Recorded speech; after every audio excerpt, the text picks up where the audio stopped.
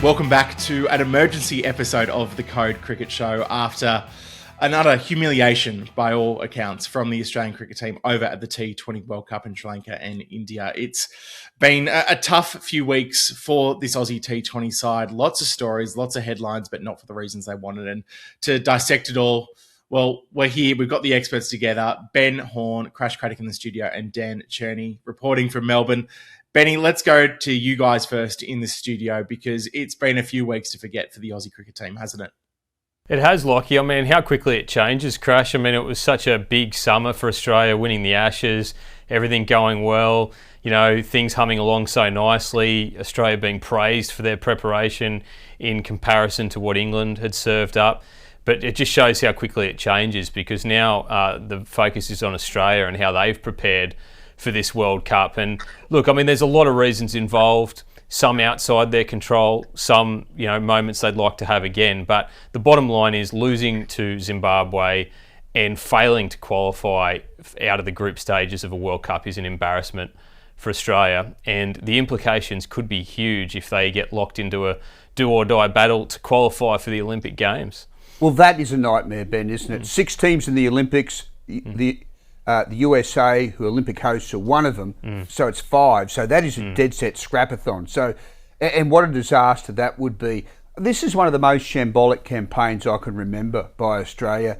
Just players being sort of, selections being poor and selectors being unrepentant and unwilling to change or admit their mistakes. I mean, the whole Steve Smith affair was mystifying and quite infuriating. You know, I've never heard 2 former players be almost as animated as Ian Healy and Mark Waugh were the other night on SEN, other morning, and then they made some good points. You know, like about, Mark Waugh was saying Matt Renshaw was dropped, and yet 5 players out of form stayed. And he said the hardest form of the game to find form in is T20 cricket because you can't get a rhythm. So plenty of questions. Well, for me, it's just the selection issue is clearly one that I guess we'll dissect because you had guys who were clearly out of form who kept their place in 11. I think Cam Green, Glenn Maxwell kind of top that list at the moment.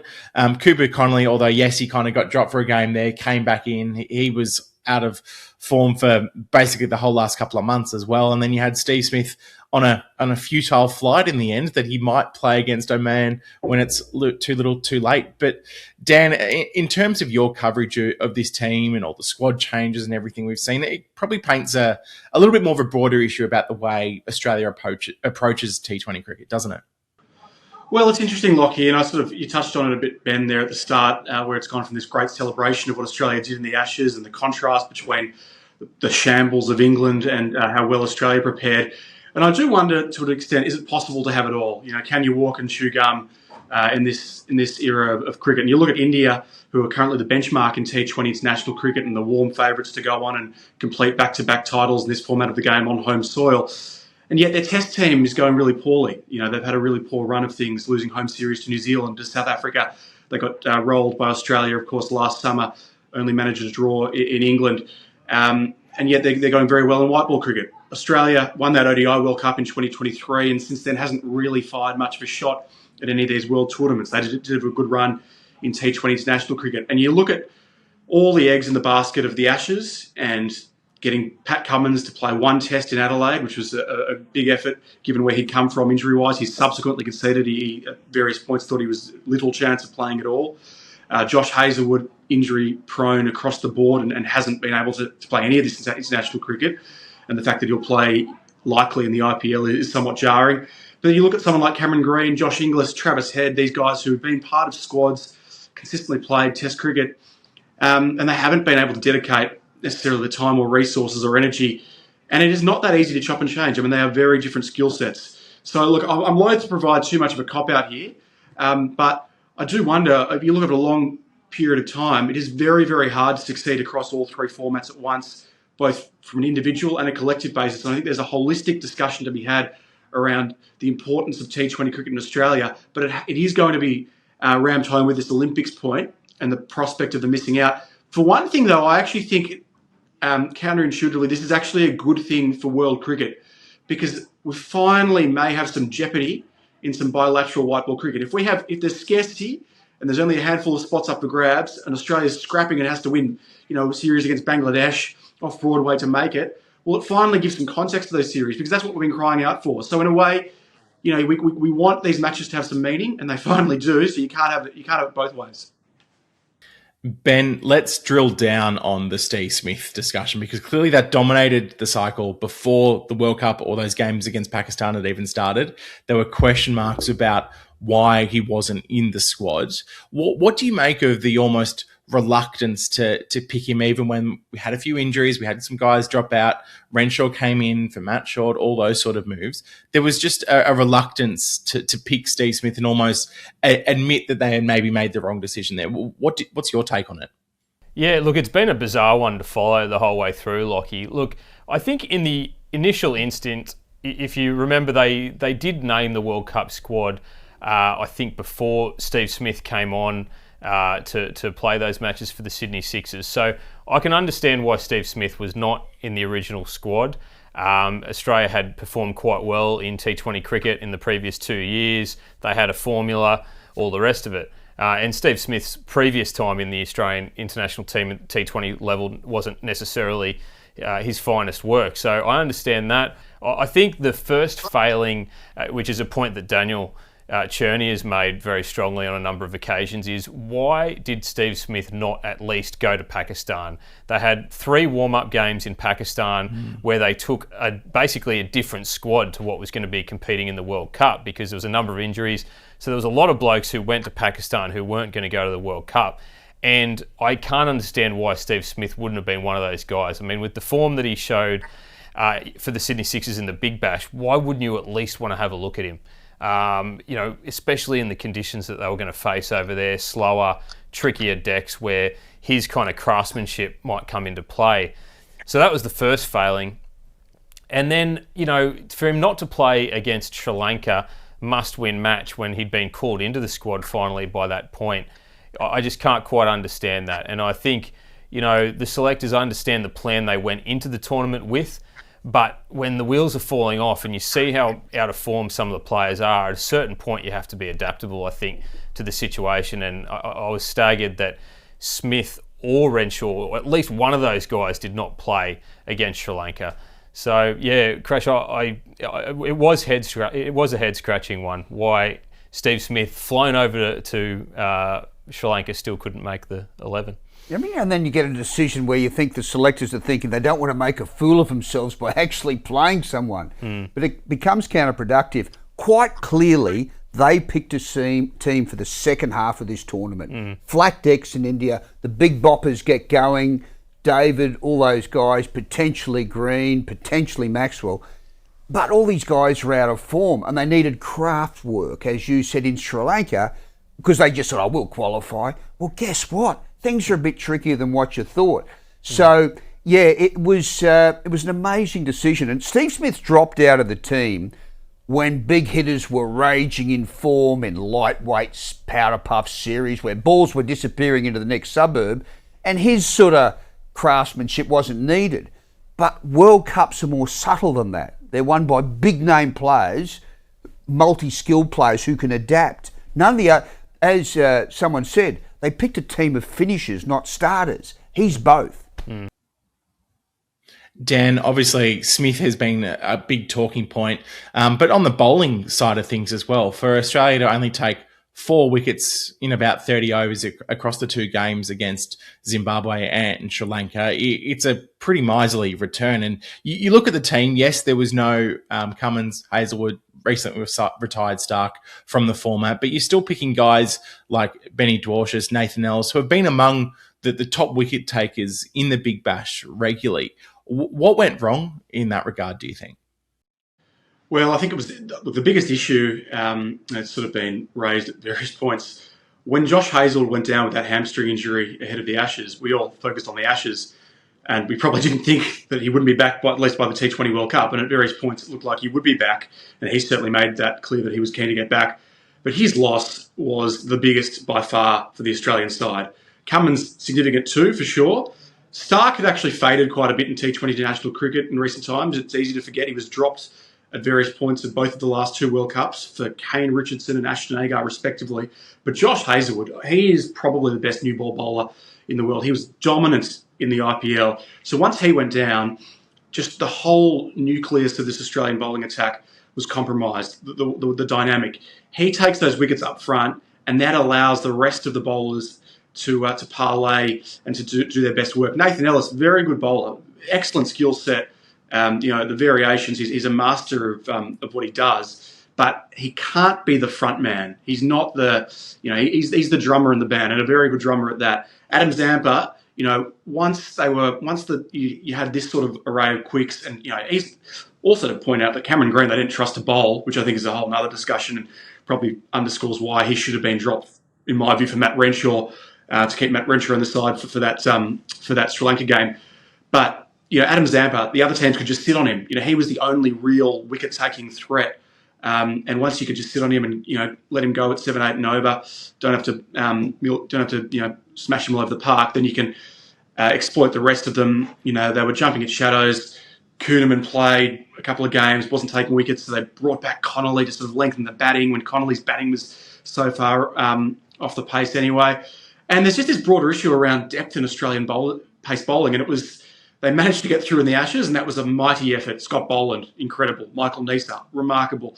Some really good complementary efforts from Brendan Doggett and from Jai Richardson at various points, and obviously Mitchell Starc. But here, it reached breaking point, and unfortunately Xavier Bartlett, who I'm a big fan of, but he just wasn't up to that next level. His form had dwindled. I think these conditions didn't necessarily suit him. Ben Dorshus, I think, good domestic bowler, but I just not sure he can really cut it international level. There's a reason why he wasn't in that first 15-man squad, because they didn't probably just trust him. They wanted Spencer Johnson to be right for this event. He's been injured for almost 12 months. Jai Richardson was close, and in hindsight, they probably should have taken him, but they were worried a bit about his fielding because he's coming off this shoulder injury where he can't throw very well, and that could be a liability in the field, which I understand. Lance Morris has been sidelined for a long time. We've now seen Marley Beardman go down. Callum Vidal has gone down. So they are just very depleted in this area. It was a real a crash rate this the other day. It did shine a light into a potentially fraught future for the Australian side without the big three. Crash, obviously, there's been a lot of talk this summer about the boys' club selectors. Are they making the tough decisions? Are they not? Steve Waugh kick-started it. We know all of that. And they were able to say after the Ashes, look at the results. We don't think that's the case. The Matt Renshaw one, which I think all three of you have now mentioned at various stages, when he's clearly the only one against Zimbabwe who seems to find the middle of his bat, for him to be the one dropped for Mitch Marsh to get in the side when you've got 3-4 players even who have barely scored a run this tournament, it beggars belief, doesn't it? It really does. That was the one that shocked me, because Renshaw's an interesting player. We've marked him quite hard over the years for his averages. He averaged 29 last year in Shield cricket. We said you've got to improve on that to be a test candidate, and he has with 3 Shield centuries this year. But as we said, T20 cricket, if you're out of form, blokes go through miserable slumps. Have a look at Cooper Connolly's form. It's something like, he's failed 9 out of his last 10 innings. He can barely make double figures. And you pick him as a number 8, even ahead of Matt Kuhneman. So you're saying he's a better bowler than Kuhneman.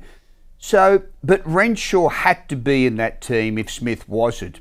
And when Renshaw's in form, he has this nice fluency about him. Good wrist work, both sides of the deck, good 360 player.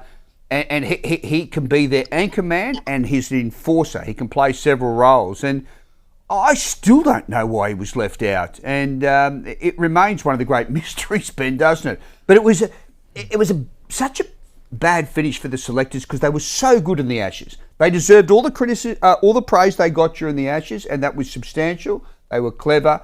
But here, because they kept winning these bipartisan series in the lead up to the World Cup, they kept with the same team and think, we'll be right, this is the best we got. But it wasn't. Yeah. And look, I don't think it's entirely a selection issue. I mean, it's a complicated one. I mean, to me, almost the biggest question that I have, and I don't mean this necessarily as a criticism of the selectors and Australia, but my biggest question is, if this tournament meant more to Australia, would they have rolled the dice? with Pat Cummins and Josh Hazlewood? Where are they actually up to with their bodies? And as I say, it's not necessarily a criticism because, as Dan touched on at the start, you can't prioritise everything. If Pat Cummins played in this World Cup and hurt himself, and he's suddenly his preparations for the Ashes next year are jeopardised, people will be blowing up. So I understand the fact that they don't want to take risks with these guys. But look, they did take a risk with Pat Cummins for the Ashes. There was no way that on a normal preparation he would be thrown into that sort of arena, but they did it because it was the Ashes and it paid off. But the T20 World Cup, it just doesn't have that standing for Australia. And do they need to apologise for that? I don't know. I'm not sure what the answer is, but I'd love to know if this was a pinnacle event for Australia, would they have risked Cummins and Hazlewood? To me, that's the biggest question I've got out of it. And if they miss the Olympics because of it, that probably is what it comes down to. Well, Dan, how do they ensure they get things right over the next sort of 18 months or so ahead of hopefully a berth at LA? Because clearly a lot of these guys are on big money deals in the IPL. We know they're good T20 players. They've proven that over a long period of time now. But consistently at World Cup tournaments, we've seen that the last couple have not gone to plan. What does the Australian team and the selectors need to do to re-energise? As you mentioned, someone like Amali Beardman, yes, he's injured, but we saw him blooded. We saw a bit of what the future could look like. Is it going to be more selections like that?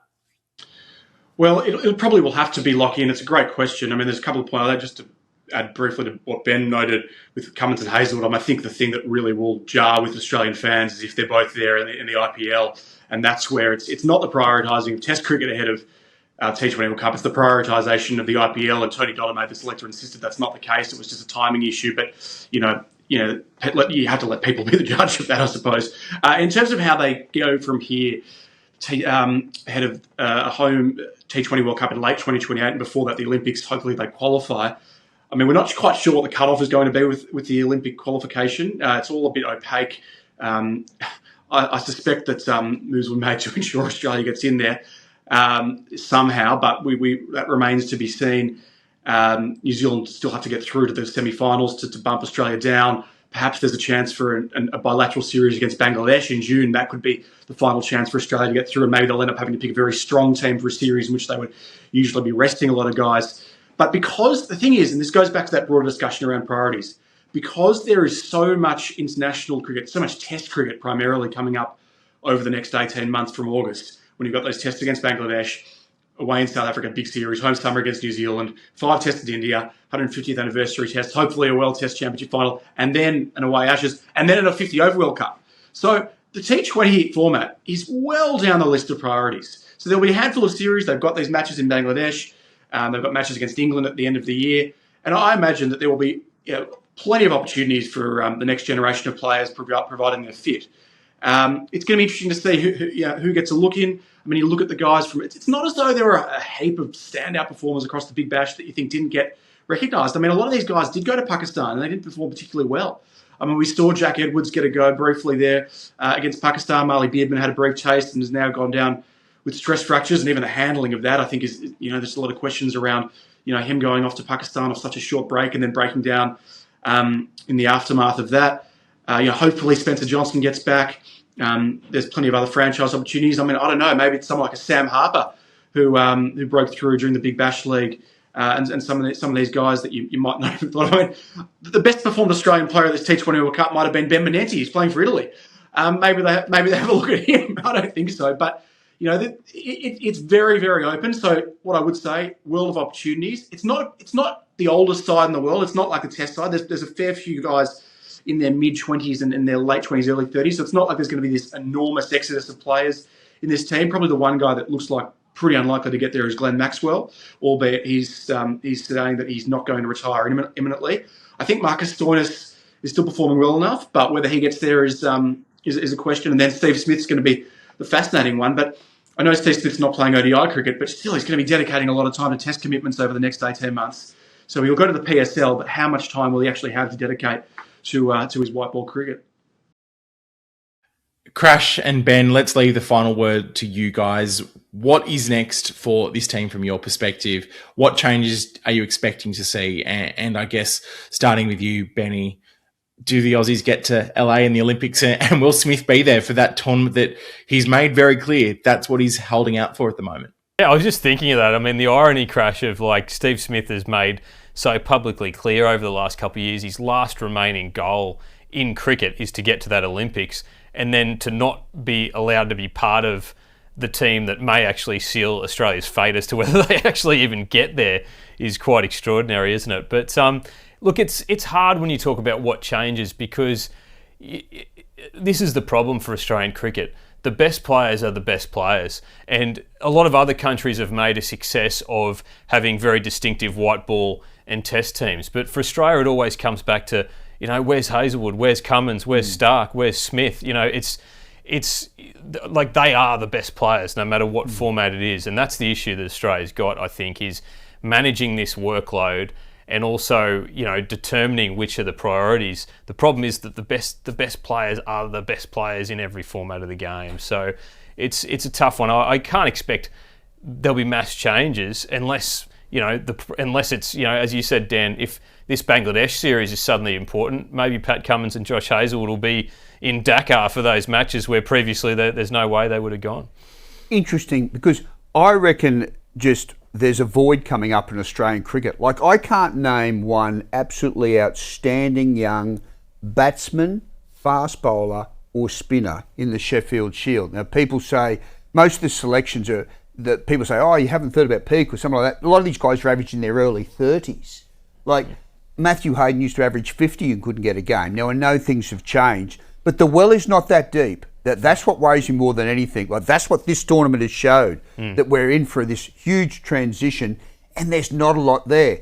Here's the good news. The rest of the world isn't that good either. It's fragmenting as well. You think, oh, South Africa didn't play a test this year. This season at home, Fancy the World champions not having a test at home in their home summer. So so Australia, it'll be a soft landing. But gee, I tell you what, there's some interesting times ahead offshore, Dad, isn't there? With massive challenges ahead, 5 tests in India, changing team, blooding new batsmen. So when Chappell, Lilly and Marsh retired, we had 4 years without winning a series. That won't happen. They'll go from here to here. It'll be a softer landing. But I tell you what, interesting times ahead, Dan Cherney. For sure. I think the one guy that I think has flown under the radar. And look, I know he had an injury, interrupted build-up, but the one guy who's probably escaped scrutiny.